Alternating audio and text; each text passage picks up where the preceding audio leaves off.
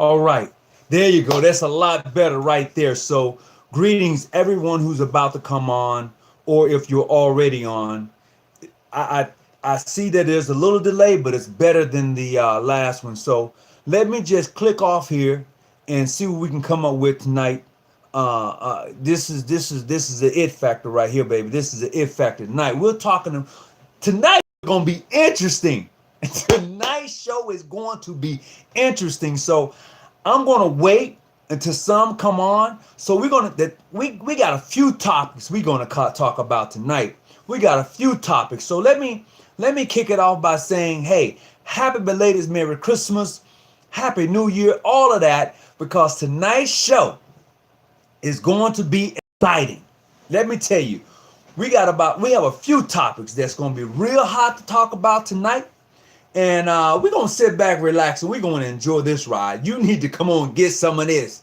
If anybody want to call in tonight, you're certainly welcome to do so. The number hasn't changed. It remains the same. The number is 619-985-1184 is the number to call in tonight. You know, words and spells, anything you put behind I am become your reality. You need to stop with that, girl. Girl, you need to stop. You need to stop. Ooh wee. Hey, Jennifer, you need to stop. You know what? You're trying to steal my thunder. But that's okay. I got something for you tonight. I got something for you tonight. Grandmaster Larry is my administrator for the night. Also, I'm looking for my second administrator to come on tonight, and we're going to get right into this. This is going to be an exciting show.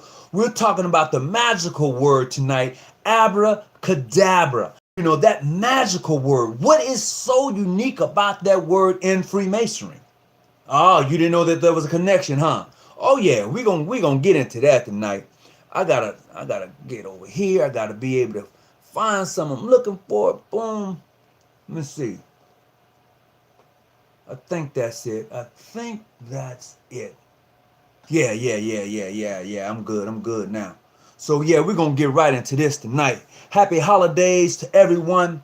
Merry Christmas, Happy New Year. I got one more show left before we go into the new year, and that show is going to be a review, conversation.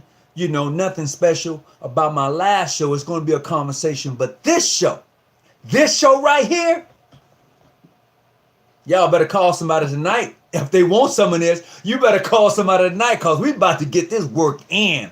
Oh, yeah. Call a sister, call a brother. I don't care if they Masons or not, Eastern Stars or not. Y'all need to come get some of this, because we finna get, oh, man.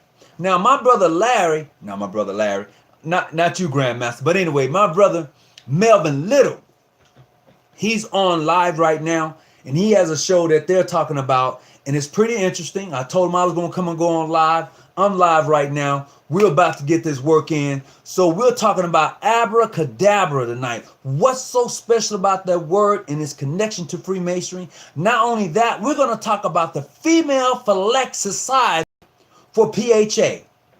Oh, you heard me. I said we're going to talk about the Phallic Society, the Female Phallic Society for PHA. Oh, you didn't know they was about to do the thing? Oh, yeah, that's hot off the press right there, baby. That's hot off the press. Oh, yeah. Also, we're going to talk about influences. Did Christianity influence Masonry, or did Masonry influence Christianity? Hey, you know what? We're going to have a pretty good show tonight. So you might as well go do what you got to do. Grab your popcorns, grab your soda, grab your ginger beer, your root beer, your ice beer, whatever you want to call it. Do your thing. Come on in and get some of this, because we are have a ball. And this is the difference between this show and any other show that's on YouTube. You are welcome to call in live. We ain't holding nobody back. No Prince Hall, no PHO, no International, Modern Free, Ancient Free. Look, this show's standard says if you are a Mason, if you are an Eastern Star, if you just want to know about the organizations, you are welcome to come on this show. You are welcome to call in. We want to have this conversation with you. We want to share Freemason with those who really want to know about it. None of that clandestine stuff, none of that bogus stuff. We're talking about what's happening around Freemasonry. We're talking about some of the things that influence Freemasonry, the influences that Freemasonry has had on things in life. You know, it's gonna be hot. I'm just saying, it's just one of them shows you just be like, oh my goodness, is it? Yeah, it's that. I'm back. I'm buffering, but I'm back. I'm back. Ray, you just starting your journey? Welcome aboard, Ray. You just starting your journey. Greetings, brothers. Greetings, everybody. Brother Corey, what's up? Out of Jackson, greetings. Reginald Humphreys, greetings.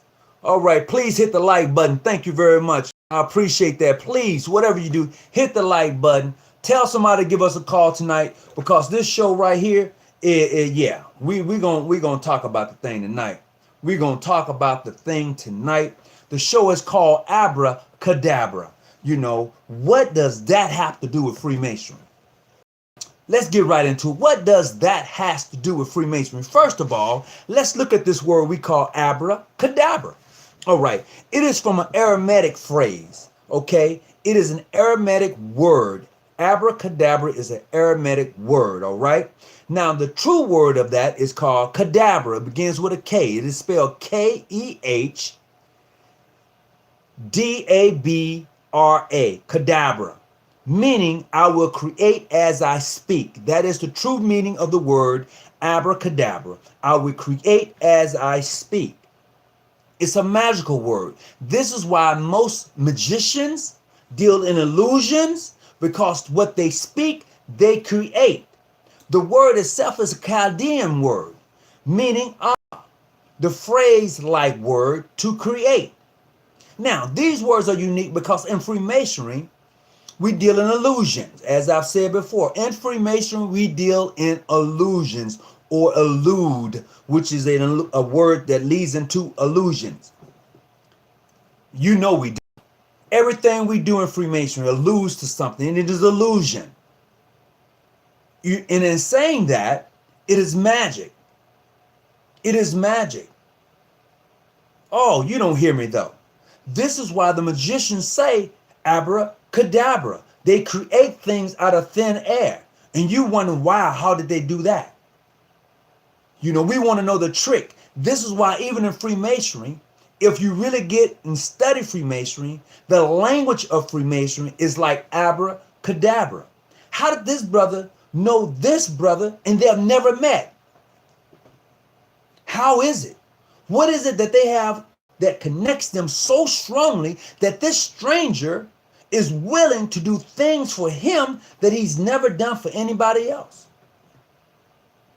I'm just saying. In order to enter a lodge or a chapter, you know what you have to do. It's like abracadabra, and the door is open. Look up the very words that we use as password. Look up those words and see what their ancient meanings are. Those words mean so much more than what we speak. You know, we go into the Bible and we read, we find the words, but do we go back and look at the meaning of those words? Those words are deep. And tonight, I'm not going to go into specific of some of the past words that we use and what their true meanings are, because some of you probably already know, but you need to go a little bit deeper. You really, really do. So as we say that, so when we look up this word, abracadabra, we know that it is an old Arabic word, which is a more ancient language. We know that it is a word that is derived from the Chaldean, which means cadabra. Okay, it is a word that says that you know how to create. Now, if you look in the Bible tells you, and along the way, that in the beginning God said. Now, if you're looking in the Bible, that's what it says. Now, if you look in the Quran, it says, it doesn't say God said. It said let me think. I want to make sure I say it right. It doesn't say God said, let there be. God said, be. Instantly, there was light. So there's a little different terminology when you read in the Quran versus the scriptures. So if you have your Quran and you have your Bible, kind of look at the differences when they're speaking in regards to the beginning. I don't know which surah that is in right now, but I do have my Quran over there. So just take a look for a minute and see what it's saying. So the words that we use in Freemasonry and also in the Order of the Eastern Star, if you look behind the curtains at their true meaning, they speak a whole nother language. They really do. And I'm excited about that because even when I looked at the word abracadabra and its relations to Freemasonry, and you're probably saying, how does that relate to Freemasonry? It's all magic. It's all magic. Let me tell you why. When Moses went to the house of the Pharaoh as a child, as a baby, he was brought up in an Egyptian system that had initiation rites. And upon those rites, you learned magic. This is why even after he had seen God on the mountaintop with the burning bush, and he went down to tell Pharaoh, as I said in one of my previous videos, to let my people go, dropped his rod and it became a snake. The Pharaohs was not fazed with that. They knew magic too. They dropped their rods too and they became snakes. Did they not? They did. They understood magic. They understood it and knew how to use it. This is why there's an organization that is part of Freemasonry that you never hear anything about. There's an organization that is part of Freemasonry that you hear nothing about. And it's called the Jesters. Look them up. No, you won't be able to look them up now. They're no longer on the internet or Facebook or any place. You can't find them no place now. There's a group that is called the Jesters. All right. In order to be part of this group called the Jesters, you must be invited. They're going to come get you. You ain't going to find them. You know, and they're a unique group of people. But most of us has never heard anything about them. There's another group that is called the Hermetic Order of the Golden Dawn. Only a few people have heard of that group. And they're only practiced overseas. They are a secret society also. Or may I say they're a society of secrets. And that's the uniqueness of this thing we call Freemasonry. Some of us are just so hooked up on America, you know, this is America, you know. But I tell you, Freemasonry and its borders are beyond America. And man, I'm like, oh my God. So as I began to venture into this word called Abracadabra, and began to look at it, I came across another word, N-I-R-I. Anybody know about that? N-I-R-I? Somebody need to talk back to me right now because it's hot in here. It's for real. I'm telling you, it's hot. It's hot. No, and that's for real. So when you begin to take a look at this thing called abracadabra, in the meaning of that word, in the phase of that word, first of all, we know that it's a Chaldean word. I told you that. We know that it's come from the ancient language of Aramaic. Told you that. Now, it is a word that is driven from the word Abba, which is father, Ben, which is son, and the last word, which means spirit, Abracadabra. Father, Son, Spirit. Now name me another word that has that in it. Name me another word. And we talk about that word all the time, Solomon. I'm just saying, people, we see masonry, we say we practice masonry, but we don't really get down with it. And this is what I like about where I'm at. And I'm talking specifically in regards to my jurisdiction, in regards to what we teach, in regards to our lodge meetings, in regards to the things that we do in our meetings. It's not just going to a meeting and you open, you close, you're talking about selling dinner tickets. Let me tell you this here. In this jurisdiction, for the past 5 years, we have not asked one member to sell any dinner raffles to anything. No dinner raffles. We have not done that. We sell dinner tickets to our banquets, but as far as raising money, you're going to sell dinner tickets? We have not. In the past, no, it's been longer than that.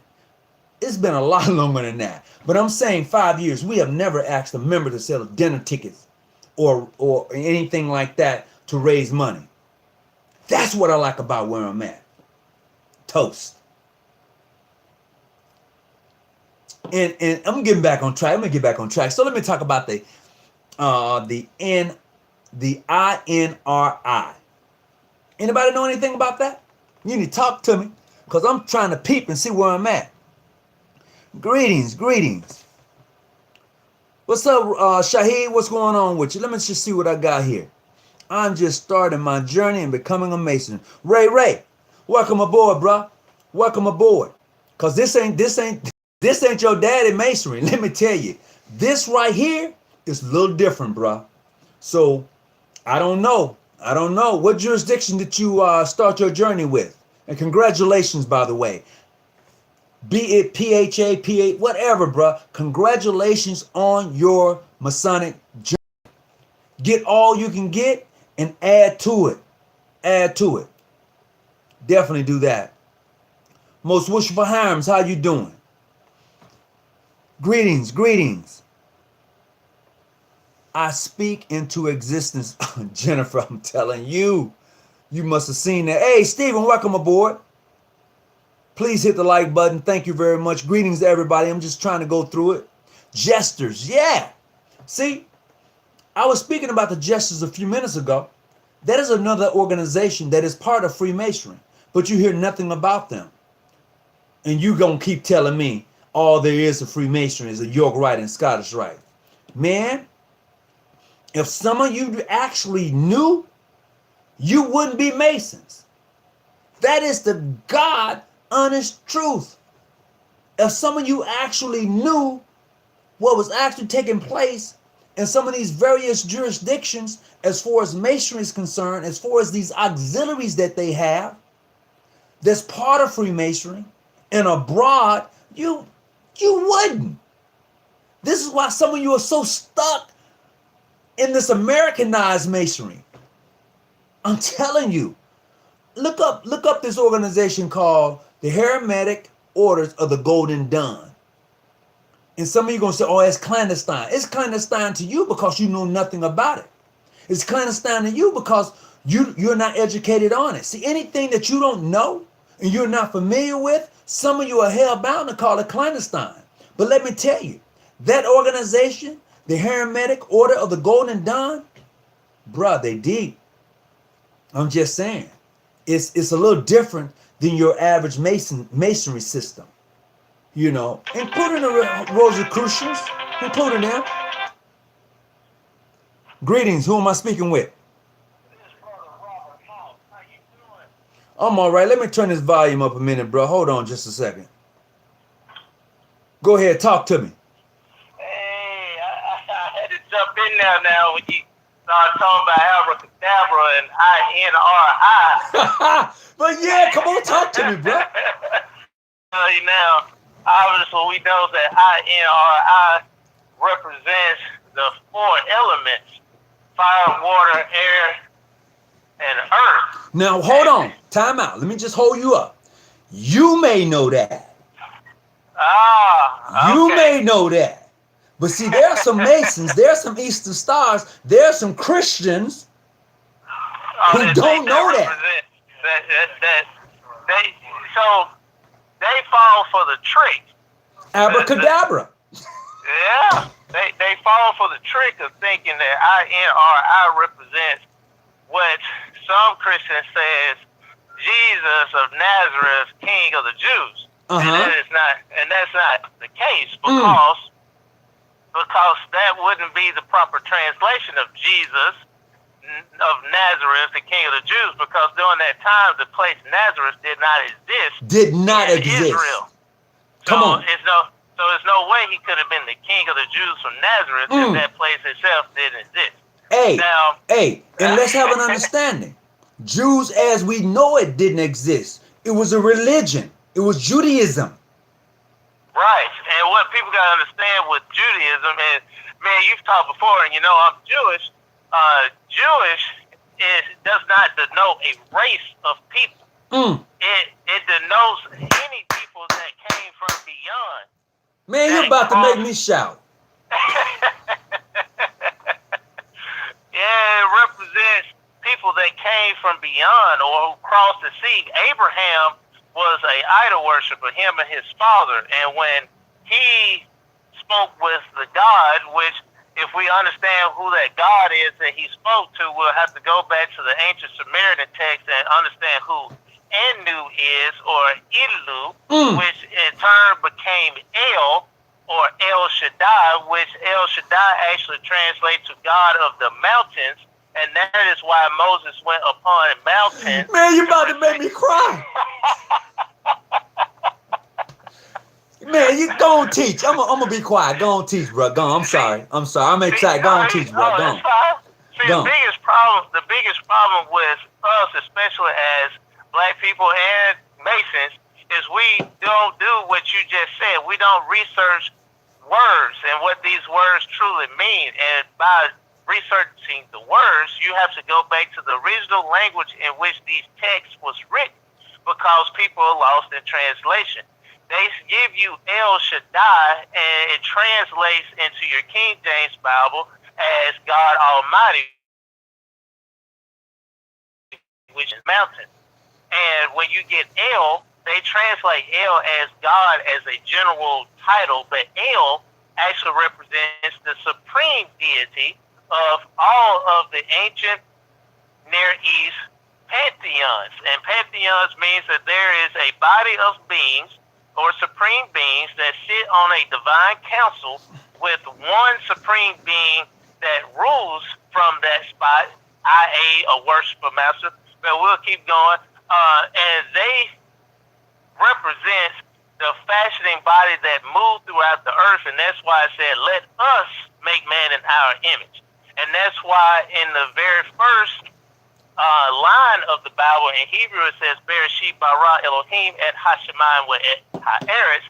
In a beginning, the gods created the heavens and the earth. Elohim is a plural male construct now with the I am added to El, which means gods, plural, and they fashion man after their image, giving them, man, the ability of God. So that means we are given the ability to create, to destroy, to make in our own image, which is our children, which actually represents the reincarnation or the passing on either the blessings or the curses. But, in other words, are we not gods? We are 100%. There's no ifs, ands, buts about it, and that's why. Hey! People look at me crazy when I say that, because that's why in Psalms 82 it says, "Ye are God," and that's why Jesus said when he was speaking to the Pharisees, he says, "If your law cannot be changed, and it says that ye are gods, how then can you stone me when I said that me and God are one?" And what he was conveying is a actual older doctrine, which comes from the Hermeticism, which is taught in the Golden Dawn and the Theology Society, that as above, so below, as within, as without. Everything that we think is up in the heavens, or which the word heavens, Shemayim, just literally means sky. And when it says heaven, they're talking about the lights that's within the heavens or within the sky that you see at night, that was put into place in Genesis 1 and 14 that says they were put in the sky for signs, for seasons, for days, and for nights. Those things actually are the reflection of what's inside of man, the microcosm and the macrocosm. Big man, small man. We are literally within God, which means we are God. You know what, man? You about to make me cut off my channel. So look, what I try to tell people sometimes, if you want to go to heaven, like right now, all you got to do is tap inside. People dying to get to heaven. Well, when I die, I'm going to walk the golden streets of heaven. If you want heaven, right now, you can have it right now. Where's the kingdom? Right now. Where's the kingdom of heaven? Since you believe in Jesus, not you particular, but since those who confess to believe in Jesus, Jesus says the kingdom of heaven is within. So if the kingdom, Yeah, so if the kingdom of heaven is within, then that means I'm able to create my heaven or my hell. I can put myself in either place Well, based we upon my know. own decisions that I make, which goes back Well, to the word I'm using tonight, which is abracadabra. and that's why we all know that our Masons, we know what eventually was the fatal blow to a certain location called the temple. Stop talking to me. Yeah. You're messing with my mind now, brother. Well, see, this is the biggest problem. Now you got some master Masons, and then you got some sublime princes, and you got some grand inspector generals that don't know what they're supposed to know. Well, that's because what happens is we are excited to be Masons, and not understanding that when you are a high priest in the royal ark, there are 7 arcs that you walk through, or arches, okay, held by a keystone. Now, it is a fact that they know what the keystone represent. Now, if you want to walk through those keystones, you must know that there's a golden plate. There's a plate upon your chest. Represents those 12 tribes, which actually has different colors. Some say they represent the chakras, a higher level. Question about it. Now, Question about it. Yeah, so when they built that tent, I'm gonna talk to my 33rds just for a second. See, them 33rds have tents that surround them, and in the middle of the tent is a circle, which represents you have that circle which protects that most Christian sovereign grand commander. See, this is all based on the Roman Church. See, you think that when the Roman Church elects a pope, it is elected from the cardinals. The cardinals represent those 33rds or 32nd, which represents your consistory. That's what it is. But y'all don't put it together like that because you're so hell bent on just being happy that you're a 33rd, not knowing that it's more to it than just that. That's why the United States Senate and Congress is based off your consistory. Well, I guess they don't realize when you look at Congress, it's shaped like the encampment. What? What?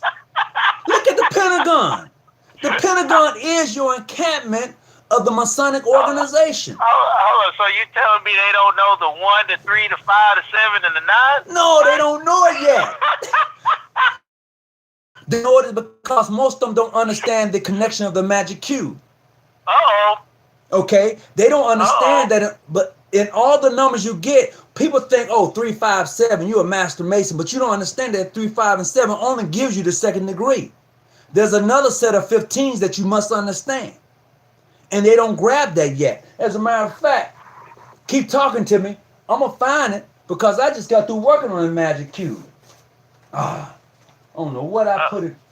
Well, see, people don't understand the magic cube or the magic squares, and they don't understand what's taking place within the magic squares. And then you have your harem guys, your Holy Royal Arts guys that don't even know the ciphers and what the ciphers represent and how the ciphers represent and take place with the magic squares, which then goes back to the cube. Well, brother, that's because you know and I know there's a whole language in Freemasonry that we don't speak. Nope. Well, I make sure we speak it. Well, some of us do. I know Brother House. Brother House is well versed in Brother House is well versed in the Hebrew language, as far as I know of. He speaks it pretty well.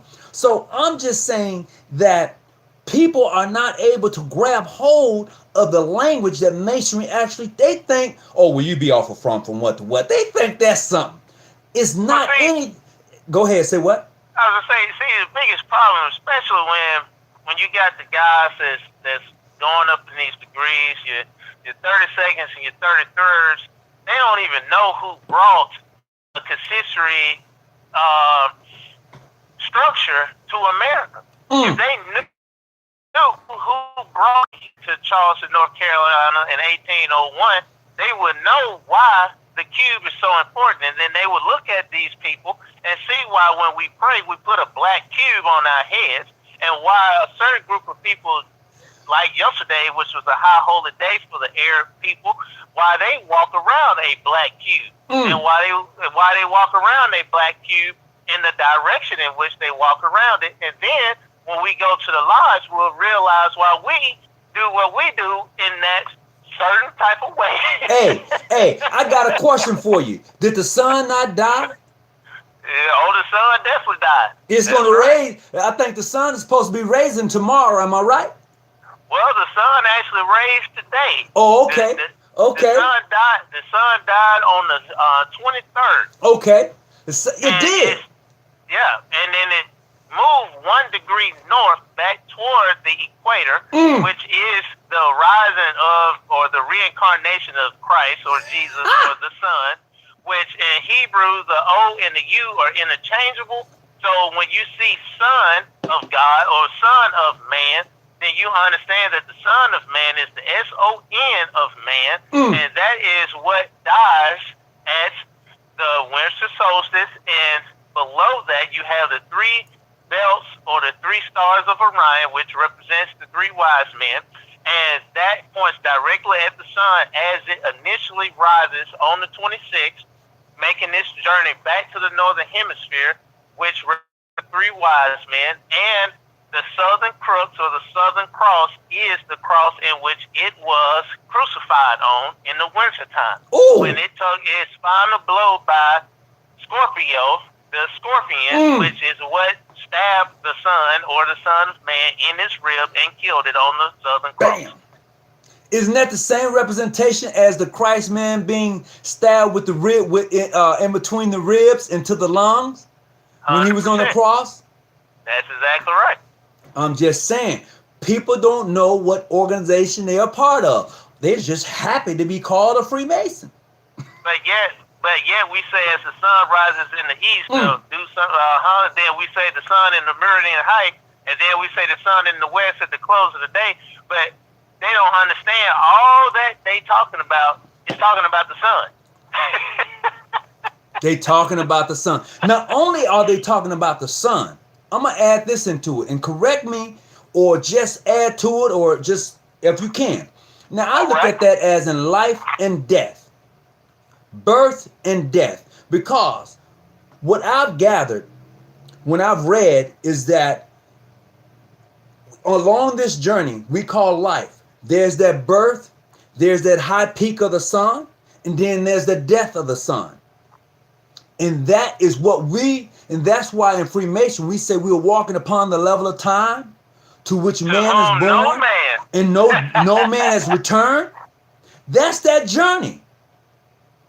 Yep, that's part of one of the journeys, but we live in a society controlled by a book that most don't understand and think that woman came from a rib of a man when actually man came from the womb of a woman and her cable toe or her umbilical cord was broken or cut, and that is the journey that man is walking on that he cannot return back to because God! Man, you about to make me cut my show off. Wow. Yeah. But see, this is the biggest problem right here is you have Christians that scream they've been born again, but yet they haven't done any type. Time out. See, when you say ritualistic death or resurrection, see, most Christians don't know when they go through that thing they call baptism, that is a ritualistic death and resurrection. They don't see it as a ritual. They just see it as, well, I'm being baptized by the name of the Father, Son, and Holy Ghost. That is ritualistic. It is. But then you have to ask yourself these questions. Go ahead. If the Bible specifically says that it's allowed it to man to die once and then the judgment, then one or two things is taking place. Either the Bible is lying when Jesus resurrected Lazarus from the dead, or that was a actual symbolic death and resurrection being done by a grandmaster to a initiate that was being raised from a dead level to a upright living perpendicular on something else. Well, for those of us who understand allegories and symbols, and if you're a Freemasonry, that should not be a riddle. And that's the problem I have with some Masons who has that fluff feel good thing about being a Mason and not understanding the total organization for which they are part of. See, a lot of people want to base their Freemasonry based on paperwork. My paperwork says. But when you don't Well, put in the work to understand the very organization for part of before 1717, okay? Because if you're going to go before 1717, you must understand that this thing we call Freemasonry today, it was not for everybody. It was not. well, no, because Go ahead. I was going to say no, because everybody wasn't qualified. Absolutely. It was a strenuous. You couldn't be just a man to get into these organizations. You had to have some type of status behind you. You had to have some type of literacy behind you. You already had to show some form of knowledge in certain areas before you was even given advanced knowledge. Absolutely. And that's the exact same way as the education system is set up. You can't go from elementary school to middle school without showing that you have proficiency in elementary school to go to middle school. Well, Yep. now in masonry, if you're breathing and you fill out an application to turn in some money, you're a mason. It says one brother said, Tony, you got that from the Honorable Elijah Muhammad. Come on, bro, give the credit to the right brother Moss, number 20. Look, I'm a New Era King. I'm not taking anything from anybody. I'm saying based upon what I've read for myself, this is what I got. Now, hold on. Go ahead. All due respect to Elijah Muhammad, but we gotta understand where Elijah Muhammad got his information from Noble Drew Ali. He did. Now we gotta understand now who really brought this Moorish Kemetic science to America. It wasn't Elijah Muhammad. Elijah Muhammad was sitting there learning from Noble Drew Ali first. Absolutely. We got it documented. You can see pictures with him with his fans on and everything else. So this information is old. This is old information. So the brother asked the question. So is there no heaven or hell? I'm gonna put it to you this way. I'll say I answer that. You go ahead. I'm gonna come behind you. Go ahead. Okay. Heaven and hell is a state of mind. It has always been a state of mind. That is why it tells you don't look for heaven in the clouds or don't look for heaven in the earth. Heaven is and hell is very deep to you. You have to understand when Moses died, God is written that God came down and buried him into the ground. It doesn't say anywhere that Moses went to heaven or he went to hell. There's nowhere where it says Abraham, Isaac, and Jacob went to heaven or hell. But they are buried in Israel. They're buried in the place in which Abraham bought, for they can lay to rest. So if the forefathers that predate Christianity by thousands of years did not go to this place called heaven and hell, then you have to understand that these people that are written of in this book knew that their gifts, blessings, or their curses, or their punishment takes place while they are alive. It has nothing to do with this mystical place called heaven or this mystical place of torment called hell to take place. All of that is taking place within yourself. Absolutely. Heaven is that place called the pineal or the pineal gland. That's why Jacob said when he saw the angels descending and descending on the ladder, going from heaven to the earth, he saw that taking place within himself. He went to sleep and saw that vision. He dreamed. It's happening in himself. And when he woke up, he said, I will name this place Pineal, for I have seen God face to face. He saw himself, God face to face. This is why This is why I tell people a lot of times, when you sleep and you have those dreams that you can fly, that you can go these places, you can do this and you can do that, you're actually doing it. It's 100%. you're actually doing it.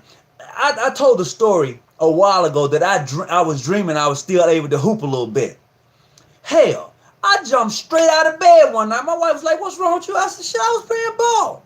Look, man, I woke up, my knees were swole. Bruh, everything that was happening in that dream was happening for real. I was 100%. there. The smell, the whole thing. And I tell people all the time, when you sleep, you don't do nothing but travel. And see, people gotta understand, you have to see, this is why philosophy is the highest of all spiritual systems. And people don't understand that. But when you understand that maybe while you think you're awake, you're actually asleep, and while you're asleep, you're actually awake. Hey, isn't that the same thing that those 3D glasses, you know, the ones you put on and you go different place and you feel like you're actually there? That's nothing but a simulated dream. Right, and it's tapping into your mind. That's why they cut your hearing, your sight, everything off. They take off the two major things that basically Connects you. Right, that connects your consciousness either to the physical or the spiritual. Absolutely. And they take that out and they give you their creation of the spiritual. And that's the thing people gotta understand is when you go to sleep, your soul, your spirit leaves this physical body. Teach. That's why if you are jarred out of your sleep and you try to stand, you may fall down. You will. Because your spirit has not returned. That's why, you know what, I'm from Mississippi. We have a thing where we call the witch is riding your back. When you are awake and you can't move. You can't move. Yeah. That's because your spirit hadn't come back yet. Look. That is a real phenomenon. Yes, that's been studied by the government for many years. Yeah. Look, I work in the hospital field, right? All right. True story. I'm watching the monitor go beep, beep, beep, beep, beep, beep, beep. I'm watching this guy. He's sleeping in a chair. All of a sudden it goes beep right across the board. We rush into his room. We literally picked this guy up. We threw him on the bed. Like, literally threw him on the bed. Then we began to get ready to start CPR. You know what he wakes up and said? "What's wrong with y'all?" This is what he says. Now, we watched his monitor go beep, beep, beep, and all of a sudden for a complete 45 seconds, it's done. He's left his body. But when we drop him back, it's like a shock. And he's like, what are you guys doing? What are you doing? It should tell you that this thing, this ruah that we breathe, this breath, the life, when it leaves, it travels, it goes. Well, see, and that's the thing people don't understand. I didn't mean to cut you off. Is they call it oxygen. They have to give it something to give it a tangible definition that they can control. But the ruah is literally this. You can call it God. You can call it the Akashic records. You can call it that thing determines when it enters your body and when it leaves your body. Absolutely. Everybody has X amount of exhalations and inhalations. We all will exhale one last time. And it ain't coming back. Right, and that's the time that spirit, that being that floats out here that we cannot see but we can feel, that we call it air, wind, or whatever, that thing is going to determine when it refuses to enter your nostrils again. And it doesn't matter how much you want to breathe it in. It ain't coming back. It's not coming back. And I'm retired in law enforcement, and I've sat there and watched people take their last breaths. And you can see it if you pay attention when it decides to stop going in. But you will see the person is trying all he can or she can to bring it back in, and it cannot go in. It won't return. That's right. It'll leave and say, I'm good, I'm good, I'm good. And go ahead. I was going to say, the biggest secret to this all is when man realizes that he is literally God asleep. And when God wakes up and realized that when it woke up, it created a dream in which all these different characters in that dream wrote of that one person, that one being, in many names, saying it did this, and this, and it was all a figment of the imagination of one being, then everybody will realize that we are indeed collectively God. And that's why it says, treat your neighbor as you shall be treated, or you want to be treated, because you are literally interacting with God yourself. And also that goes to tell you that in the allegory story of the Bible, it says that you may be entertaining angels. Yes, that is correct. And this is why it's hard for me sometimes. You know, my mom just passed a little while ago. So I hear that. when I talk to her, I can actually hear her voice. And see, I've never seen Jesus. Never in my whole entire 53 years on this planet. Never seen the person. But I've seen my mom. So I can actually hear my mom call my name. And I can, and people be like, that, people say, well, how is it that you can say that you love Jesus and you've never seen him before? See, scriptures really speaks life, but people can't grab it because they're too hell bent on tearing the next person down. Right. Well, Jesus said himself, he was like, how can you love God to whom you haven't seen but hate your brother? Teach on that. Teach on that.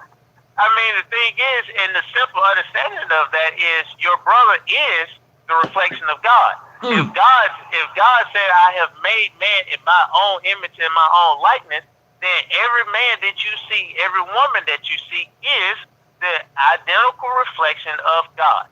So if you, by default, hate your brother, hate your sister, no matter what, you are then hated the actual image of God. And not only that, not only did God give life, God brought death. Yep. So when people talking about, oh, well, Satan did this and Satan did that. Satan ain't did nothing.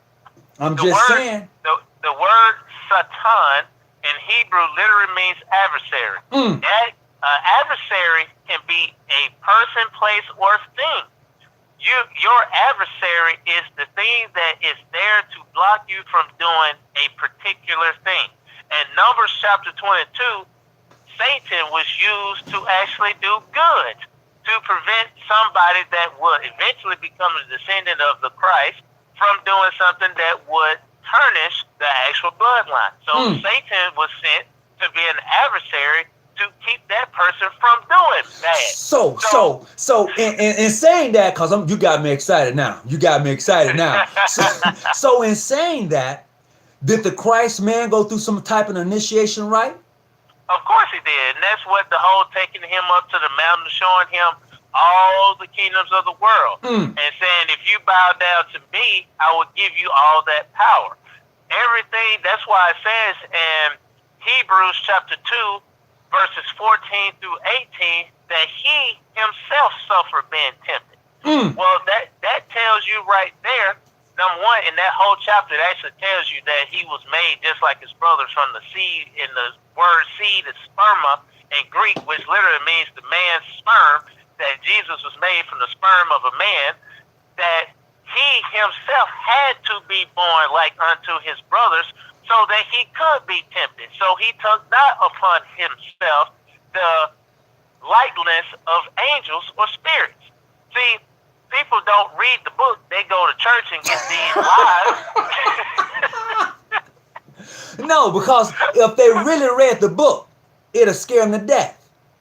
Yes. If they really read the book, it would scare them to death. And they have to realize it's more to that particular book, because there's other books that predates that book. See, because a lot of us get so hell bent and so caught up on the fact that this is the Bible. It's the Bible. But there are other holy books.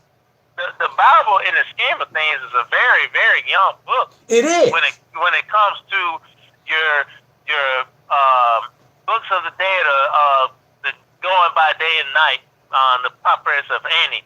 When you talk about the Epic of Gilgamesh, which is the oldest written story or epic known to man, which is the Sumerian text written in the Ugaritic, which was dated around 8000 BCE, which the oldest Bible, the oldest Torah, the oldest Tanakh, only came about in 400 BCE, written in Alexandria, Egypt, by Greeks. So and people don't want to even talk about that. I'm gonna go back on something that we was talking about just a few minutes ago. The brother said that it's called sleep paralysis. I never said it wasn't called sleep paralysis. I'm just saying that when you are asleep, in this thing when we dream, we are actually acting out everything we're doing. When you dream that you're flying, you actually are flying. When you dream that you're doing something physical, you're actually doing it. This is why, like the brother said, you wake up tired. You go to bed at 8, you wake up at 5, and you're like, wow, I'm so tired. Check your dream. What was you doing in your dream? Were you doing anything physical in your dream? Because you are actually playing that whole thing out. That's why earlier we said that when you are asleep, you're actually awake. When you are awake, you can be asleep, because sometimes you come home, I come home, I'm like just good, I'm rested. After a hard day's work, I'm just rested, So we have to consider that all. It is not just sleep paralysis that they call it. That's the only name they can give it for some people who can't understand that when this thing shuts down, it's still active. That's why most people say, I can't shut my brain off. They can't meditate. Nope. I a few months ago, I have 4 more left. A few months ago, I went to a tank dispense. This tank, I got in this tank of water, right? It cut off all of my senses. I can't think of the name of it. Rest therapy is what they call it. So they give you this salt water in this tank. You get in it, they close the tank, you can hear, did I lose your call, bruh? Hello, Brother House? I must have lost his call. You can call me back when you get an opportunity, because I think I just lost you there. But it's this tank that I got into, and what happened in this tank, did I just lose everything? Hold on a second. No, I'm still good. You can call back when you can, bro. I got you covered. So in this particular tank, it closes off everything. I can't see, I can't smell, nor can I hear anything. It cuts off all of my senses. Only thing I can hear is this heartbeat in my breathing. And I'm like in a place of nothing. It is completely dark. And I just calm on down. I get to a place where I can sleep in water. I just fall asleep. And I don't drown. I'm floating. It's different. It's just a different thing.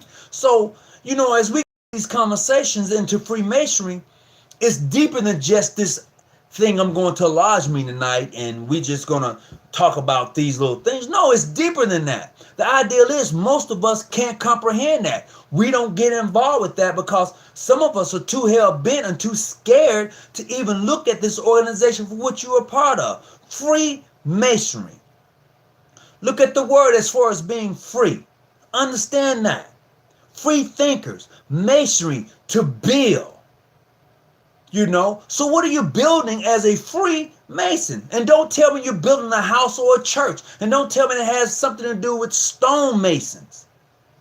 Because when you really look into it, it's deeper than just that. That's the fluff. That's the feel thing that you get. Oh, I'm a Freemason. It comes from the stonemasons. Bruh. Oh, you just, that's what they give you. Because you don't know, because you don't do your own research, because you don't read. That's just like when we was talking about the magic cube just a little while ago. So in the magic cube, I'm going to give you some 15s. So on the first level of the magic cube, you get 4, 9, 2, 15. In the middle of the magic cube, you get 3, 5, 7, 15. On the third level of the magic cube, because there are 3 levels, you get 8, 1, and 6. What do you get? You get 15, no matter how you chop it up. 4, 3, 8, 15. 9, 5, 1, 15. 2, 7, 6, 15. Look, this thing we call Freemasonry, if you broke it down, it speaks a whole nother language. It has a whole nother writing once you get into the ciphers of it. It's beautiful. That's all I can say is it's beautiful. I lost the brother that I was talking to.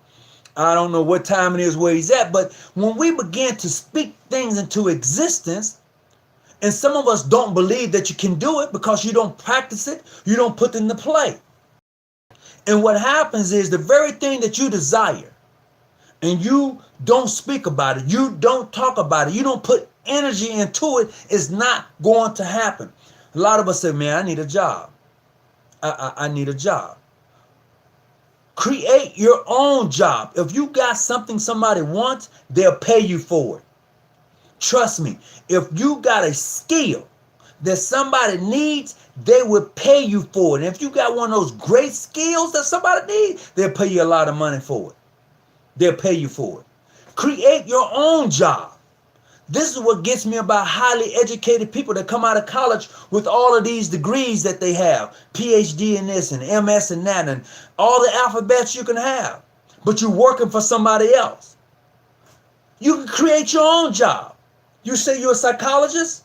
You need to talk to people? That's your thing? People, create your own thing and stop depending on people to give you something when you have the very being and the essence in you to create.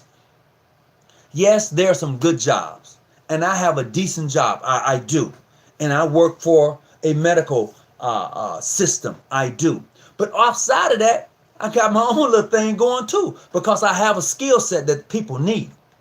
So they come see me once a month. Every month, people come and see me to pay me for a skill set that I have. I'm just saying, they do, and I do okay. That's my extra. Everybody should have that extra. You should have something that somebody wants and they'll pay you for it. You become the creator. You become that very essence, that very it force. And when you're not able to comprehend that and get on board with that, it's like a done deal. You're dependent on people to supply your needs. You know, a farmer, he ain't gonna never starve. He can grow his own food. A farmer, you got to go to him to get your food. Huh? A mechanic, you got to go to him to get your car fixed. See, a doctor don't heal. A doctor treats. A doctor treats everything. They don't heal anything. They treat you. Think about that. You go to the hospital, they ain't healing you. They treating you. You sick, they treat you for the flu. They treat you for the common cold. Go ahead, my brother. Hey, his brother House went back, had to charge that battery a little bit. Hold on just a second. Let me see. Hold on just a second for me. I got to put this thing. There you go. Talk back to me. Yeah, I had to charge that phone a little bit. Right. Yeah, I think we got a little bit off subject, but the INRI. Brother, they ain't ready for that. You know they ain't ready for that, right? Yeah, I don't think they is.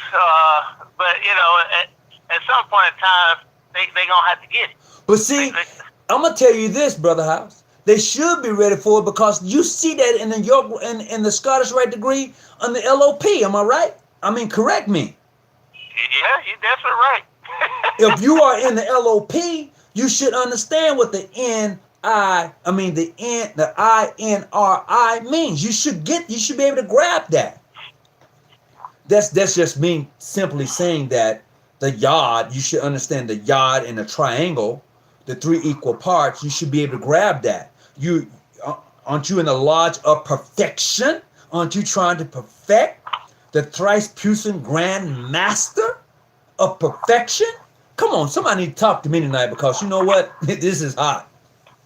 Well, you know, the biggest part, I mean, and you've touched on it many times before. And, you know, even if it's PHA, PHO, modern free, whatever, we ultimately are doing ourselves individually a disservice because we won't do our own research. We won't go into the hole that everybody's afraid to dive off of because everybody's very comfortable in their so-called religion, this, religion, that. And because of that comfort, they are missing the whole big picture of what Masonry is. Masonry is a mystery school. It doesn't matter what they want to call it. It don't matter if you got the Bible on the altar, if you got the Quran, you got the Zen Avesta. It don't matter what book you have on that altar. Masonry as a whole is a mystery school. And it's trying to elevate you from a very low state to a much higher state. And that's why you go through degrees of illumination. And if people understood what being illumination and the light and all that, if they understood what that meant, then they would understand ultimately that darkness and light is one and the same. Regardless if we perceive darkness as darkness, it is still light as well. Because it's on the same light spectrum, we just cannot perceive it as such. That's why if you just do any research, it tells you that the human eye only sees about a 0.5% of the light spectrum. That's why when we're in total darkness, we can't see. But if you walk outside and that lion is out there with you, that lion is going to see you. And that same, you might be messed up. So the thing is, we have a mosaic floor for a reason. It's one floor, but it has two different colors. But it's trying to give you an allegory, and that's why God says, "For I am He, I create light and I create darkness. I create life and I create death. I wound and I heal. I, the Lord, do all these things." There's only one. But hold on. Now, you know as well as I know, people would say, "Oh, no, Satan, Satan. Satan." I'm like, look, I was talking to my son tonight. I said, look, I can give you my opinion, but the final decision is going to be yours alone, period. Now, I may be able to influence you, but the decision that you make is your decision. It's not my decision, son. So I tell people all the time, you want to know why things happen to you? It's based on your decision, be it good, bad, or indifferent. Because most of us, once we have contemplated, I'm mispronouncing the word, but once we have thought about something, and we have worked it out in this here thing here, we're going to either do it or not do it based on what we have already worked out. Oh, yeah. Based upon our thought process. If it's going to be detrimental to us and we can escape, we might do it. If it's going to if we're not going to get caught, we're going to do it because we've worked out all the ins and the outs. How am I going to get out of this? And how am I going to do this? How am I going to do that? And people think, oh, no, look, when you decide to do what you thought was good or bad, you've already thought it through. You've already looked at it and then made your decision. Satan didn't make you do nothing that you didn't already want to do. You did that already. We live in a world that is 100% ruled by choices and consequences. That's it. Absolutely. Absolutely. Whatever choice you make, you will either receive a good consequence or a bad one. There's no, that's it. That is one of the 7 humanistic or divine laws. Duality. You have bad, you have good. Yep. You have good and you have evil. You have life and you have death. You have sun, you have moon. You have day and you have night. It is 2. That is it. That is it. That's it. So once you understand that and understand why God said, I make light and I make darkness, you understand that you represent God and your choice is going to determine Either you're going to receive lightning or you're going to receive dark. That's it. You Absolutely. are the God of your own reality. You're the God of your own choices. You are the God of your blessings or your curses. It is all in your hands. I'm adding another caller. Hello, caller to the show. Yes, greetings, brother. How you doing? I'm all right. Hold on just a second, okay? No book has you have free will. No God said, man, I'm giving you free will. You can't find it. I've read them all. I've read all those books. You're not going to find any concept where God said, I gave you free will. But he allows you to make your own choices. It's one of those things when I know my parents, I'm from Alabama. My parents used to say, you make your bed hard, you got to lay in. Yeah, you lay down with dogs, you wake up with fleas. I got you. That's it.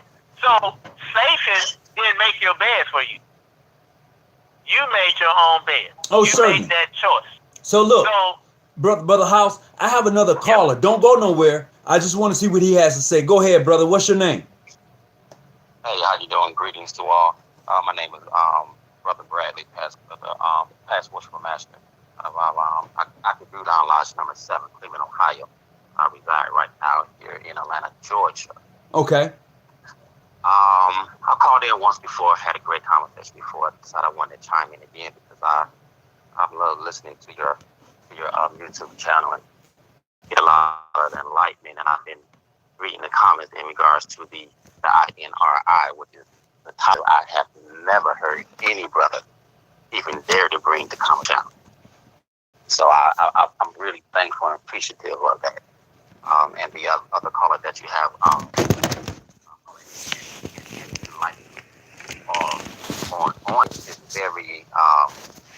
is very comforting. Okay. To hear than the normal mumbo jumbo. But like I said, reading the comments, my question is somewhat of a play the devil's advocate, if I can. With go for it. All the knowledge that you and the other caller is giving, how does a brother who has the hunger for that particular type of enlightenment get it? Or especially once that brother has been welcomed into the crowd and been put on the wrong path, whether intentionally or intentionally, but yet still seeks to get that knowledge to be able to talk and understand and be enlightened, like caller, I believe his name is House. That's correct. Yes. That's my question. How can one go and get it? Okay, I can answer that pretty simple. Now, number one, it starts with yourself. You say you have the hunger to find this information. And the thing is, all of this information that I'm saying is readily available. Yeah. All you have to do is know the right question to ask. See, we can't get the right answer without forming first the right question. And most people already think they know, so they don't even form the question. So I will tell you this. 98% of what I've said today did not come from any Masonic lodge. It did not come from no worship master, no grand master, no sublime prince, or no grand inspector general. It came 100% from my own studies and sitting with multiple rabbis, sitting with other priests and things of that nature, and reading thousands and thousands of pages of literature.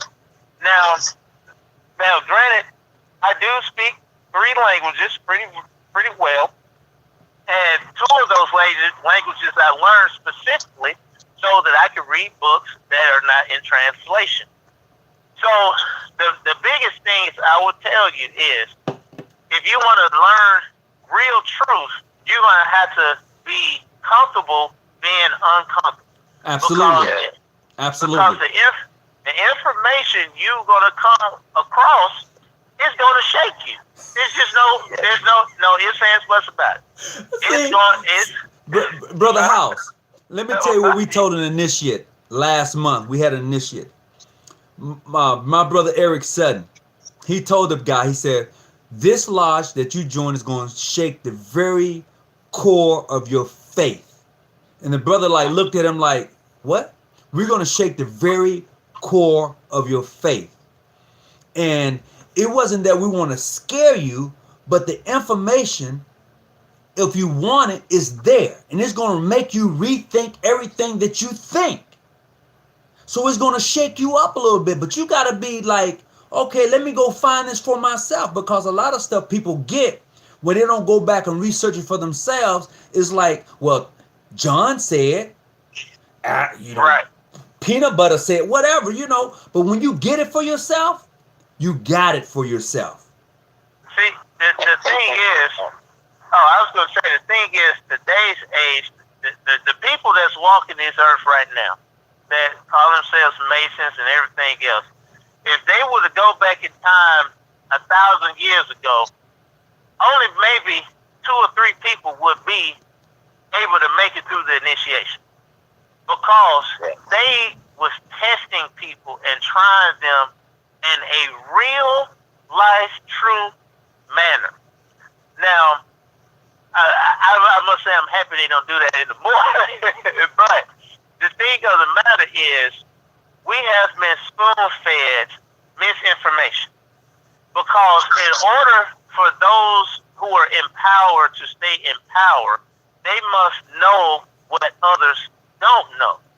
And in order for them to know what others don't know, is they must control the narratives. And if information.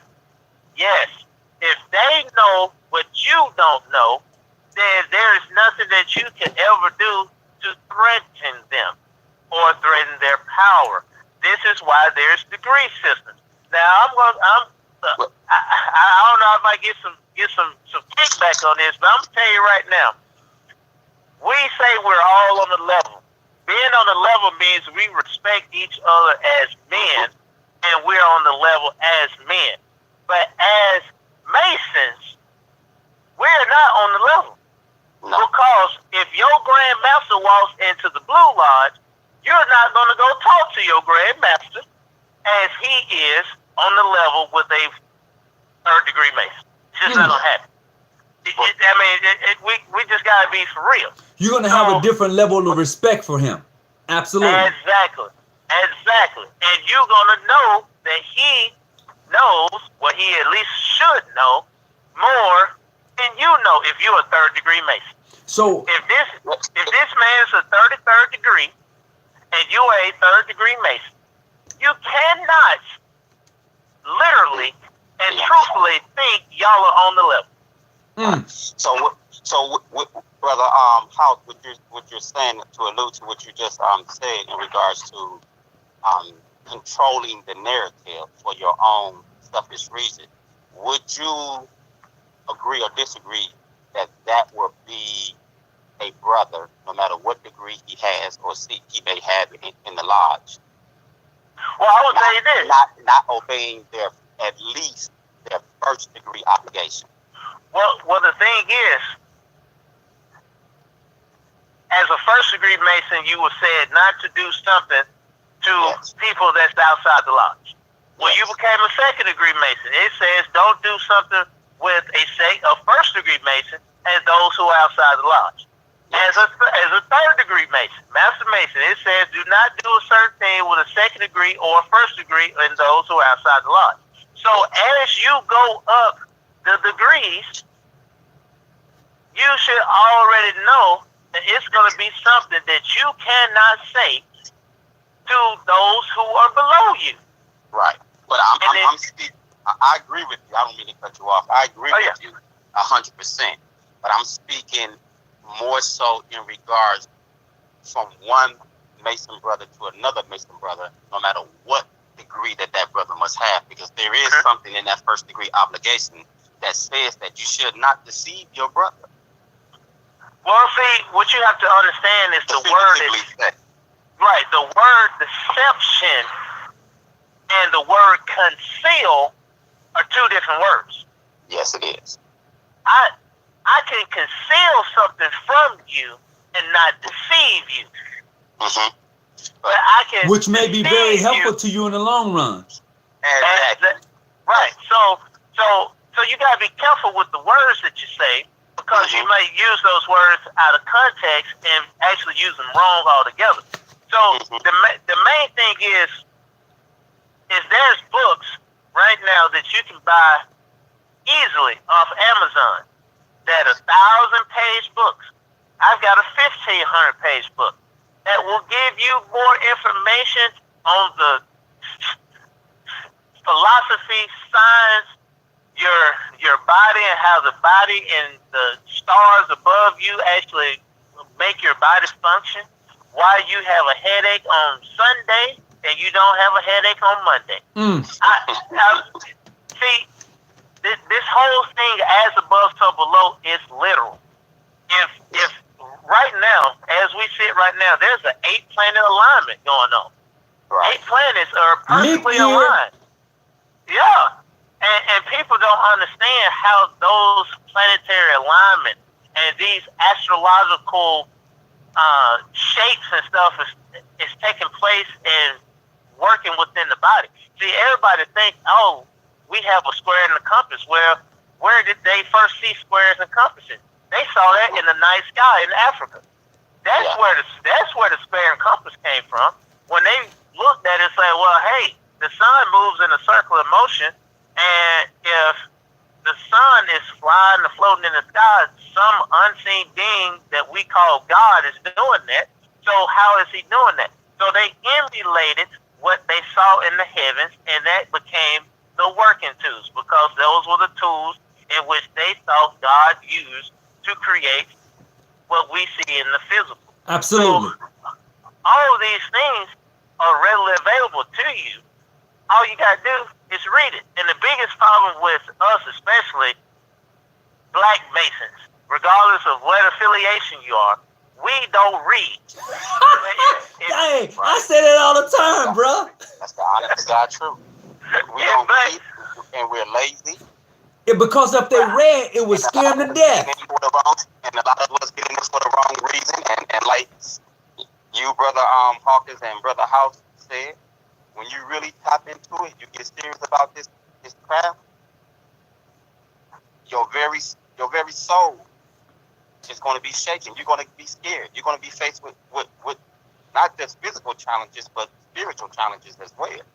This is why, hey, go through to be challenged with if you want to get. Hey, Brother House. The life. Yes, sir. I don't know what degree you are, but I'm a 33rd, and I would say this. This is what I talked about a couple of weeks ago. In the 33rd degree, here's what I do know. In the mainstream conception of the 33rd, they put on a play. Okay? They put on a play. You go through a play.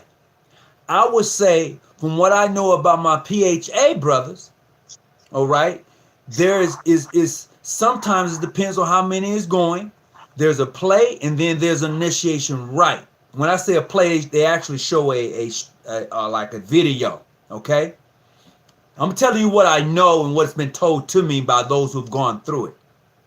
Right. Now, in my own case, when I went through it, it was actually a journey, an initiation process.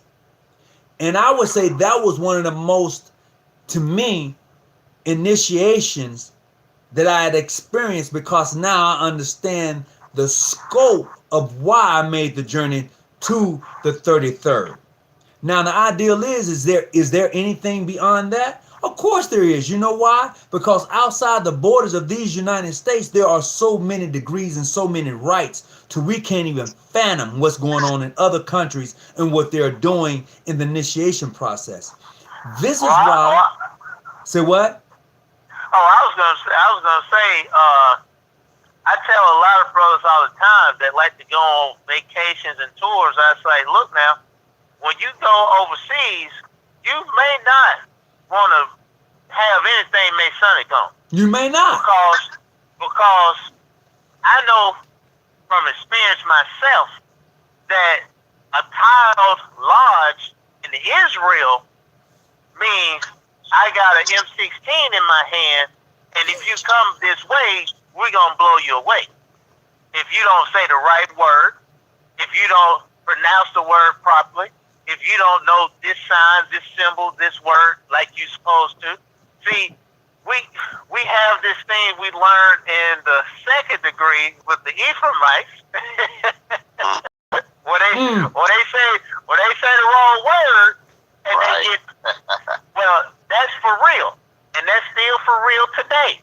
But we in America have Americanized Freemasonry. Absolutely. When you go to Africa, you go to West Africa, North Africa, East Africa, when you go into Saudi Arabia and you start talking about Masonry, it's a whole nother ballgame. And what brother just said, the degrees are way beyond that of what we look at as a 33rd degree. Even the brothers that's in the Memphis Mix of Rhyme, 96th degree. Its degrees way beyond that. But in America, we're not going to receive that. We're not going to get that because of where we are. And Absolutely. Brother, do you see that to be a problem in Masonry itself, more specifically with the brothers here in the United States compared to the brothers elsewhere? Yeah, because the brothers here in the United States only know American Masonry. Thank you. You know, and the process is that I'm 15 miles from the border. I'm 15 miles from Tijuana, Mexico. 15 miles.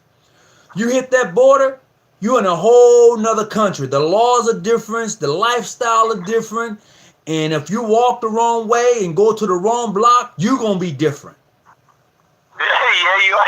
And ain't nothing, there's nothing that this country government can do for you when you cross that border. Nothing. Right. Period. So in regards to Masonry, how can I ask this question? How could a brother build a bridge in order to truly travel foreign lanes, and you know the rest? And well, see, I'm trying to cover myself with. Oh yeah, that's going to require real networking, and that's one thing, especially as black men, we don't really know how to network. But real networking, especially international networking, is a journey in itself, and you really got to show yourself as a duly qualified brother when you're going to do something like that.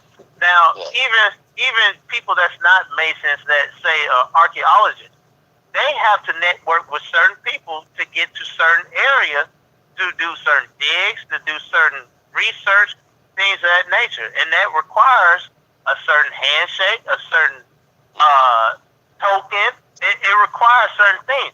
See, people don't pay attention. And the reason I gotta laugh at that one. Go ahead. And I would say, and I'm not saying, because, everybody got conspiracies and stuff, and you got some people that say all the presidents were Masons, and then we know who were officially Masons and all that. But you have to understand why. Call them adding you to the show, okay? Yes, sir, big brother. Now, they would tell you that they were for burials of pharaohs and stuff, but then when you research, not one pharaoh ever in history was ever found in the pyramid. And then when you understand and you look at the hieroglyphs on the pyramids, you see that they're clearly wearing aprons. They're clearly are black men. They're clearly doing some form of ritual within the pyramid. Hey. They're clearly. Hey, Brother House. Yes, sir. Hey, they were found in the Valley of the Kings. Uh-huh. Hey, I got another call on the line. Hold on. Hey, caller, what's your name? How you doing? This is Honor Honorable Mario Ball. How y'all doing today? We doing All okay. right. Go ahead, talk to us. Okay. Well, I'm listening what this gentleman said. I gotta be nice about it, you know, because we gotta be honorable, especially as 33rds, right? We gotta be honorable, right? So the best way to be gentleman, when he said what he said about Israel or Palestine, to be more present about it, about M16s and masonry symbols wearing those things, you're gonna get tried wherever you go. So you got M16s, you got all kind of weapons. You got weapons right there in LA. So you got Masons in LA. So when a person says, if you go to Palestine or you go to India, you got Indians here, you got Palestinians here, you got Russians right here in America that will blow your head off just for not liking you. So when they can see the Masonic sign, if you truly Masonic or you come from a Masonic jurisdiction of family, because ultimately that's what this is about. This is about family, not just jurisdiction. If they're threatened, Masonic sign on your shirt or not, motorcycle group, whatever you are or not, they gonna shoot you if they can anyway if they don't like you. So the question at that point then, when you try, whether you want to call it a square circle, whatever you want to call it, when you try, that's your opportunity anyway. And then your covering is to respond. And then only when you get at that point, from Ohio to LA to Atlanta, so I know all y'all. Okay, I think there's some wind in the background. I hear some type of I've heard most of what he was saying, but I think there's some interference in the background. Let me that's that energy. Hold on 1 second. Hello? Yeah, go ahead. That's better. Okay. So what I'm saying, could you hear most of what I was saying? Yeah. I heard everything you said. Yes. Okay. So let's just say, for instance, if you don't have covering from Palestinians, you can go to almost any liquor store or any corner, depending on where you at. Because I'm known in Philly, New York, LA. Okay, but I had to do something to show myself friendly. Okay, whether third degree or anything for that matter, right on the third. No matter who it is, whether you go to a Russian family, an Italian family, who you'll never see a Masonic symbol, but they have their own things that you have to recognize. Whether you're dating one of their daughters, these people don't care nothing about your Masonic symbol. Okay, and I have quite a few different type of Masonic liaisons that I may work from time to time. Just Mr. John, they all got guns. This is the only thing that made me get on the call, because I want our brothers to separate ourselves from what we call weapons and not weapons, especially when we're talking about masonry, because the greatest weapon is going to be your covering. Okay, if your covering can protect you. Now, I'm gonna tell you what I love about the brother right here who comes on here boldly and does what he did day in, day out, is he's not afraid to speak. That shows you right there he has some great covering. Because to speak about some of these things will call certain things at you. And he's still able to do this. And he's living, he's breathing, and with no problem. When you see a whole lot of lodges with that dude, like the other brother from Ohio said, that shows you he ain't worried about nobody's M16, no matter where he goes. So I just wanted us to get a correction. If we say what we're blue light, red light, and I've been read every color in the book. Show me one I ain't going. I've been to Palestine, been down. You name something I hadn't been. I'll go. Australia, Antarctica. So we need to get that understood, that we're doing government business, police business, firemen, biker, Masonic Lodge, Scottish Rite, York Rite, Purple House, whatever you're dealing with. I'm telling you, it's not going to protect you no way. You got to know what you're doing when you're getting ready to see them different entities. You got to know what you're doing. I agree with that, brother. But what happens is that's not necessarily being shown to the initiate. See, that's not being shown. What's being shown to the initiate, to the person who comes to be initiated, what's being shown to them, oh, you're a part of this great fraternal order, but if you're not this or you're not that, you can't talk to this person, you can't talk to that person. How in the hell can you tell me that Masonry is so great, but yet you're putting limitations on me who I can talk to in regards to Freemasonry? I'm not getting all that Freemasonry has to offer, because you're telling me that I'm limited. And if Freemasonry is as far as west is to the east and north is to the south, I have no limits, because there's no boundaries to east, to west, to north, to south. But you put boundaries on me because you tell me, oh, well, we don't have amenity with your lodge, so therefore I can't talk to you. I understand the politics. I understand the bylaws and constitution of various lodges may differ, but outside of the lodge, that building with 4 walls, is where the true Masonic lodge lies, because Masonry says they meet under a and below. So what are you telling me about this building, and why we can't have a conversation that's going to illuminate, enlighten, take me to a higher level, elevate my chakras? Can I help you on that? Because you've been saying this for a while, and I don't think I really heard anybody really back you up, and I'm gonna tell you why. Because in most jurisdictions, you got that wind coming back in, bro. What's that? I said you got that wind or that background coming back in. I gotta slow down. It's a lot of energy. Okay. Because what I'm finna get ready to say is one of them kind of things that you gotta kind of keep your nose clean on. Hold on a second. In the last 5 years, can you hear me now?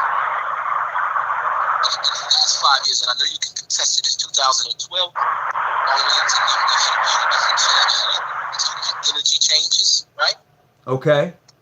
That's because a lot of jurisdictions that normally didn't even talk internationally are now beginning to build relationships. Okay. So before that time, even if you say the time of Christ, that's what was going on back then. Different groups weren't affiliating. That's what that whole thing was about. Because the energy was not right, for one, and ultimately, they did not understand what it took in order to make relationships, because they were trying to lead the mission of agreement from a male standpoint. You gotta hear what I'm saying? When the initial agreements did not, see how I can put this, because I know we got all men on the line. But John G, I know for a fact Eastern Star understands the Eastern Star order and how the prevailing, how that even came about. Okay, so to understand the Eastern Star order, that's the best way I can put it. Okay. Even tribal, the Asiatic dynasties did, and you had princess rule.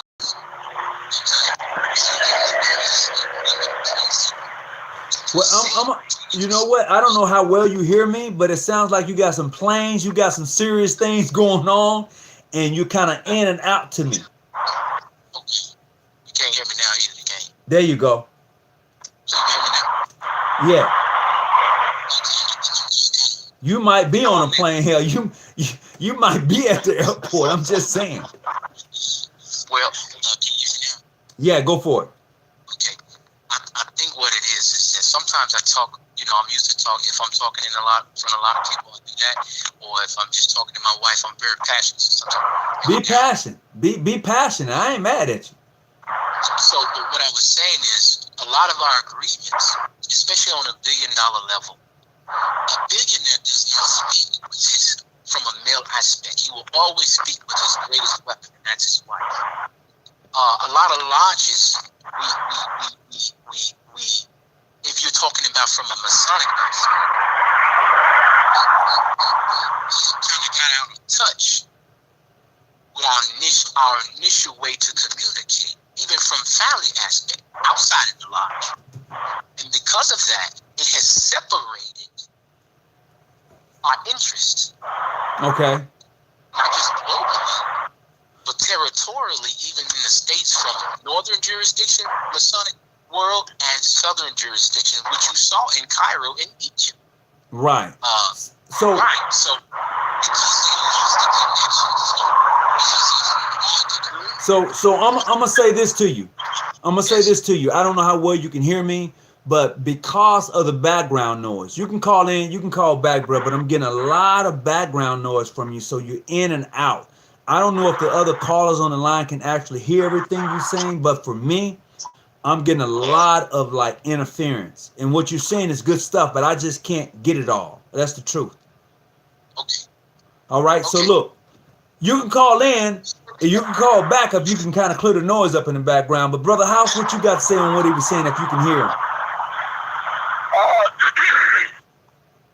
Well, he started incorporating tribalism into Masonic organization, and the tribalism and Masonic organization is completely two different entities. Okay. And the factions were completely different. You have patriarchy and you have matriarchy, where either the women are basically the head or the men are the head. And it is situated in such, and you have different tribes that function and work in that way. But that really honestly has nothing to do with organized or pre-organized Freemasonry. So it really doesn't correlate at all. I understand where he was coming from. There was a time where the men actually worked in the way where their wives or the women did the negotiations and talks, because traditionally, if the men were to talk, that's how wars took place. And the women were actually the negotiators to keep war from happening between rival tribes. But that has absolutely nothing to do with Masonry. Now, as far as amity and things of that nature, and different affiliations and things of that nature, yeah, you have Masons that are told that they can't go sit in a certain lodge with certain brothers in different jurisdictions. But at the end of the day, you as a free FREE Mason, the term free means that you are free to travel and to talk with whomever you want to. Now, if that means talk to them outside of a Tao lodge, then that's what you do. Because ultimately, the information that you have been really given is not Masonic exclusives. And that's what people got to understand. A lot of people think that Masonry has this exclusive right and control over certain information and certain knowledge, and that's not the case. And when people understand that, and honestly, the only way to know that is to read, to educate yourself, and understand when did organized Freemasonry start, and when did the mystery schools start. If we're talking ancient philosophy and ancient science, Comedicism, and things of that nature, that predates organized Freemasonry by thousands and thousands and thousands of years. It is. So Brother House, I ain't gonna hold you long, but with that being said, did Christianity influence Freemasonry, or did Freemasonry or the esoteric teachings and schooling influence Christianity? Oh, definitely. Freemasonry and esoteric knowledge influenced Christianity. There's no question. Because if people actually read the book instead of just go to church, then they'll understand why the Pope carries a sun as his. Watch out now. Why he carries a sun, not primarily a cross. And if they understood why churches are set up the way they are, if you go into a Catholic church, you have stepped foot into a Masonic lodge. There's just no way around that. If you look at it, they're oblong. If you look at it, they have a starry deck ceiling. If you look at all these things and you see where the priest sits, and the priest actually sits in the chairs that the worship master sits in, then you know where you are. All of these things are influenced by Freemasonry. We know that King James was a Mason. He received his second degree before there was a third degree, or which the third degree was at that time considered high Masonry. So we know King James was a Mason. We know Sir Isaac, not Sir Isaac, but Sir Francis Bacon was a Mason, and he encoded the Masonic Bible in 1611 when the first Bible was initiated in the Old English. We know these things. Mm-hmm. So if people just read and did their research, H.P. Blavatsky wrote about this long before Manly P. Hall, long before Albert Pike. This is information that's been around for a long time, that anybody right now can get on Amazon and buy a $20 book that'll give you all that information. Hey, I think I got a new caller on the phone. Do I have a new caller on the phone right now? This is me. I'm back now. Oh, okay. That's a lot better. Okay. Yeah. So look, I got about I didn't expect this show to go this long tonight, and everybody's hanging on. First of all, I want to say to everybody who's on right now, hit the like button, and I appreciate each of you coming on tonight. You are the individuals and peoples and sisters and brothers that make this show. When you call in, this is what we're talking about. This is what sets this show apart from any other Masonic show on YouTube, in my opinion. We invite everybody to come on and have a conversation, because the uniqueness of Freemasonry is that you understand the illumination or the enlightening that comes along with it. And a lot of us don't get there because this is not being taught in your lodge. I'm just saying, it's not. Somebody can say it is. Help me, somebody, anybody. It's not. No, it's not. Like Brother House said earlier, you have to get up and go out and pick up a book and do your own research. Majority of your understanding of this craft is, or I would say the minimum of your understanding of the craft and the true enlightenment of it is going to come from you getting up off your butt and reading and researching and traveling and visiting and going through some trials and errors. So that's the only way you're going to really truly get it, because the truth, in my personal opinion, and any of the brothers, correct me if I'm wrong, the true secrets of Masonry, when you get down to it, cannot be found in any book. And no brother that's living on the face of the earth can really speak what that true secret of Masonry is, because there's no words in existence to what it is, but he knows what it is, although he can't explain it in words. I kind of like that. I would say this. I would say this. It can be explained, but explaining it and understanding it is two different things. And it requires a person to get the understanding and then utilize it.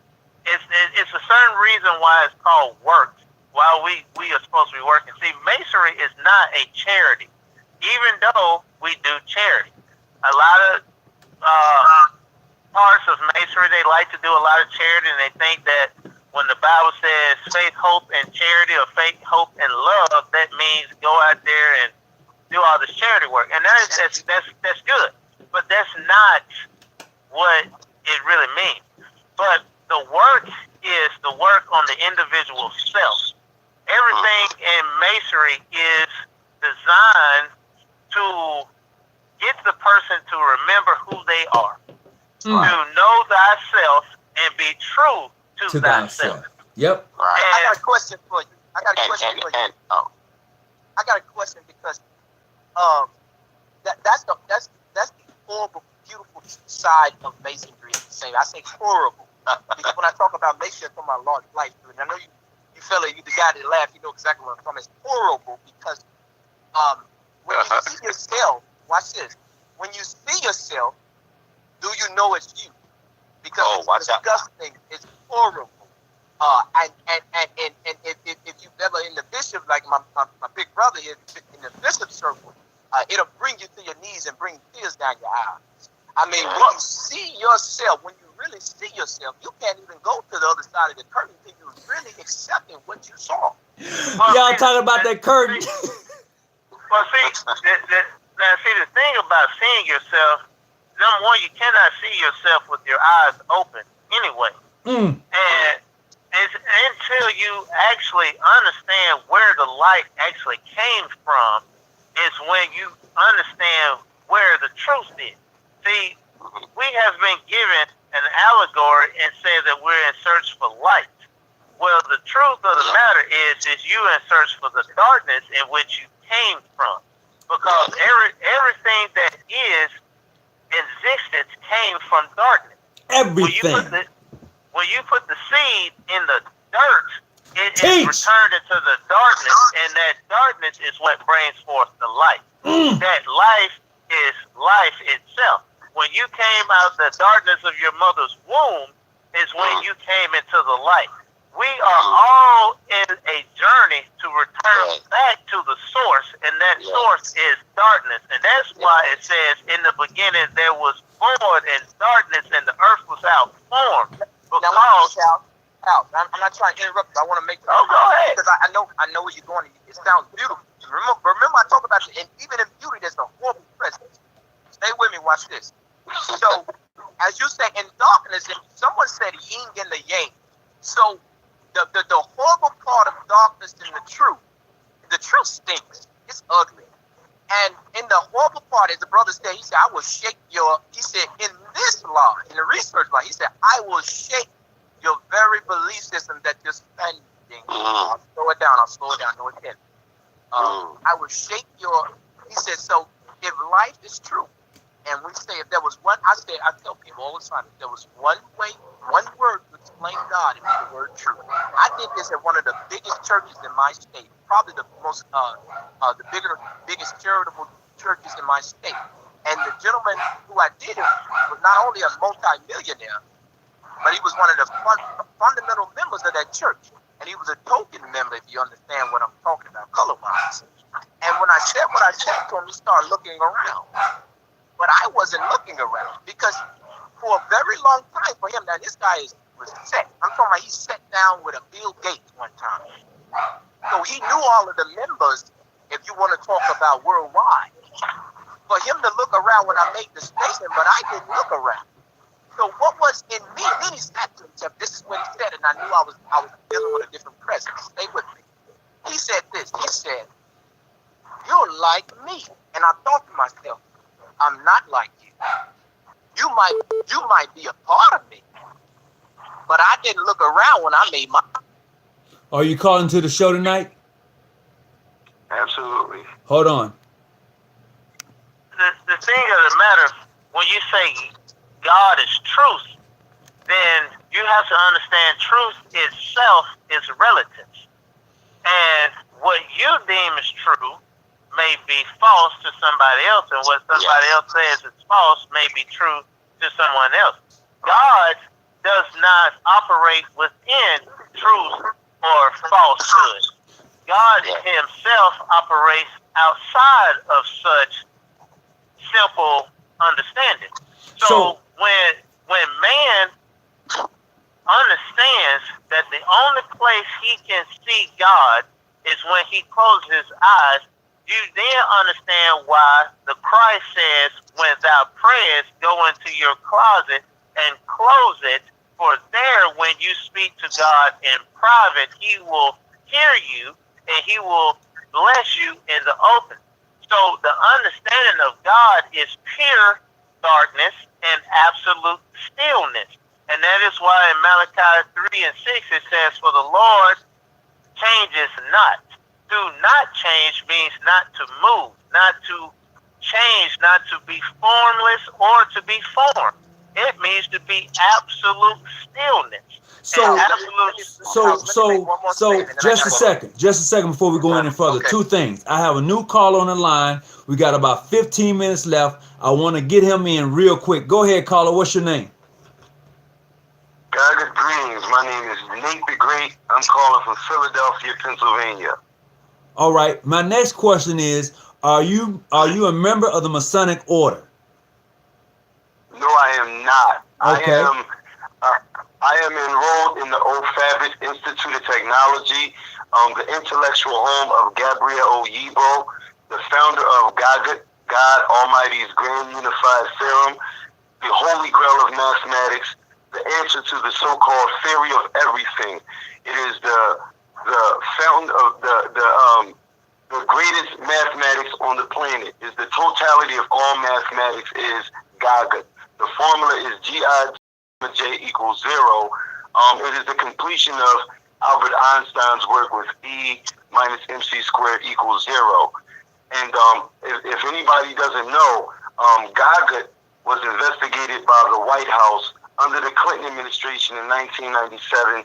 Then furthermore investigated by Yale University School of Science, Yale School of Medicine in 1997 and found to be flawless. And it found that black people, African descendant people, are the most intelligent, smartest, and richest people on the planet. And richest because every product that we can see is a product of intelligence. This intelligence is unique to us. This is something that it comes when we're on our first frequency. This is why some of the greatest things come through black people, has to come through black people. Black History Month is coming up, so we're going to have, like we do every Black History Month, these reminders of these great inventions that was founded by black people. This has to be this way, because when we incarnate in these melanated bodies, they are instruments to be used by the divine. And God is also redefined God, not as something that lives outside of us, but literally everything. The universe is God, speaking Gadgutically. And even if you go back to ancient Kemet, they would say the nature, the language, the Medu nature. From Medu nature, we get Mother Nature. God is everything. Okay. Let me say something real quick if I can, and then I have to go. We got 10. We got 10 and left, so you gotta really hurry up and say it, cause I want everybody to kind of get a tag in on that. So as you stated, Freemasonry. Now you're hearing another presence come in. Okay. Freemasonry, and one of the biggest issues we have when we say Asiatic or African is that we can understand that our brothers and sisters all around the world may not look like us, but you may be looking at you. And so we don't understand that some of those pictures in the hieroglyphs that we understand are not just talking about what you see, although a lot of the destruction came from people who were told all of their life because they didn't understand the presence of the Peruvian order. I'll say that much. And because the Peruvian order may have said, hey, I'm going to put you at odds with your brother, and I'm not going to allow them to be able to even understand what you're trying to say. You can call it tricknology if you want. But nevertheless, until we are able to, and as we're beginning to do, accept other people and their empires, their dynasties, and wherever they come from, whether it be Masonically understood or not, we can't even get what we understand because they're holding those knowledges not against us, but for us to accept their presence. Okay. I'm not going to talk about that today, and that's all I was going to say. Okay. Not Brother House, the other brother. I can't think of his name right now. Brother Bradley. Brother Bradley, go ahead. What you got to say? Are these closing remarks? Say what now? Are you talking in regards to closing remarks? Yeah, just a little bit in regards to his remarks. Okay, I'm going to try to sum up everything that everyone talked about. In a nutshell, I think we, as Masons here in the United States, more specifically, have a lot of work to do. We got work to do. Just point straight to the point, plain and simple. We got work to do. We have some brothers that are scared to travel to foreign lands, although they claim to be Freemasons, but when they travel to foreign lands, they're told not to wear square and compass on. Why? As one of the brothers alluded to, you might not be able to say something right. You might not be able to explain something right. You might not be able to do something right. And it's against the law in certain countries also. It's against the law in certain countries also. Yeah, it is. It is. It is. But other than it being against the law, you should, as a Freemason, be able to do that because that's one of the things that you are taught once you are entering into the craft. That's true, but I'm going to say this, and then brother can tune in. Now, when you go into foreign countries and you got that compass and square on, you got to realize they may not see that as you see it from where you come from. So the essence of Freemasonry is truly hidden I mean, this shit is really hidden. That's some strong, powerful stuff. So when you go to other countries and you really grip somebody's hand, if you don't know who you're greeting, you don't it's a tough sell. Freemasonry in other countries are really a secret society. You don't know who's a member, and so therefore, and that's the point. That's the point I was going to allude to. We really need to sit down and dig and do some serious homework here in the United States. That's Mason.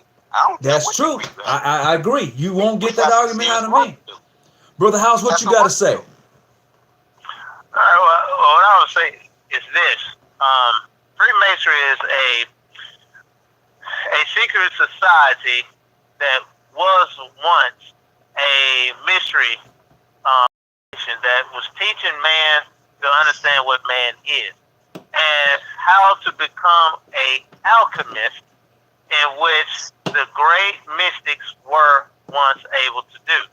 Jesus the Christ was a character, a figure that was telling us that we are alchemists. That's why he changed water to wine. That's why he did the things that he did. That is all alchemical process. That's why it says, those who believe on me, as the scriptures have said, ye shall do the same things that I have done, even greater things. So we have people that says they follow Christ and they believe in Christ's knowledge that can't do a thing. You have Masons that are going through these initiation processes and getting all these degrees and can't do a thing. And the problem of that is because they are not well learned. Just because you know a handshake, a token, a grip, and a word and all this stuff, if you don't know what that word means, you might be saying a word that actually has the key to everything that you need. But you don't even know what that word means. You don't know what that word alludes to. If you don't do the necessary research, then you are basically shooting yourself in the foot. I laugh all the time when I'm dealing with people that we're bringing in and stuff, and I tell them, I say, listen, you can learn these things right here. You can show your suitable proficiency, but at the end of the day, if this is all that you do, you are still no more than a first-degree Mason. Still no more. You're no more, because the simple thing of the matter is, if you don't understand why this word was not accepted, but this word was, why this word is a substitute and this word is the real word. If you don't understand the history behind that, the language, choose to do this while you walk between these two stones, pillars, and the left and the right, and it means this and this, you will never understand the true essence of what you actually are and why they call you a Mason. I like that. I like that. I got one more person that just called in. We getting ready to lock the show down tonight. Brother Melvin Little. All right. What's up, my brother? Man, we getting ready to lock the show down, man. We've been on here for 2 hours. We've been going strong for 2 hours. Shoot, man. I had to shut it down because I know you was getting down and shit. Now I just called you up. What's up? Hey, look. Hang up the phone. I'm going to call you right back. I got the show. How about that? I'll shut it down, my brother. So look, to everybody that's on the line tonight, to all the brothers of the craft, sisters of the order, and for those who wish to be part of this great organization of Freemasonry, which it is. Now, I'm never going to say that Freemasonry doesn't have some crazy people in it. I can't say that because God knows. But when you come across individuals, say what now? Lose yourself when you say crazy now. But when you come across people who have a passion for the organization, a passion for brotherly love, release, and truth, when you come across those individuals, regardless of your jurisdiction, you have come across a brother in the essence of Freemasonry. And with that being said, and to everybody that's online, whatever you do, wherever you go, always keep your light on and stay out them bushes. I'm yours truly. And to the end, and to the next show, man, this was great. That's all I got to say. I want to thank all the callers, and I appreciate you. Samoa B. Samoa B. Great, great. Talk to you later, brothers. Samoa B. No problem.